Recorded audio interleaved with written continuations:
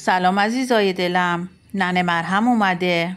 امروز قراره با یکی از مفیدترین داروهای گیاهی آشنا بشیم.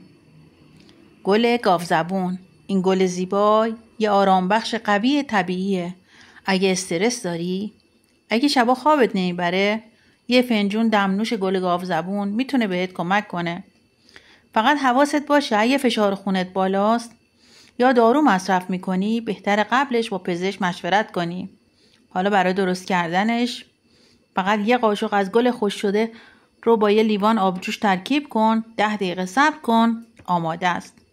البته من از قوری استفاده میکنم برای دم کردنش. اگه دنبال نسخه سبز طبیعی برای حال خوبت هستی، این کانال رو دنبال کن. یه قطره لیموی تازه میتونه نسخه سبزمون رو کامل کنه. ترکیب لیمو هم طعم بهتری بهش میده و هم خواص ضد ویروسی و آنتی اکسیدانی رو افزایش میده. نوش جونتون.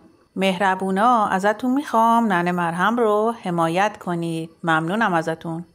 قشنگای من، ننه مرهم رو فراموش نکنید تا با دمنوش‌های دیگه وارد خونه‌های گرمتون بشم. از تک تکتون سپاسگزارم. ممنون ازتون. پس یک جرعه بنوش، یک نفس بکش و لذت ببر.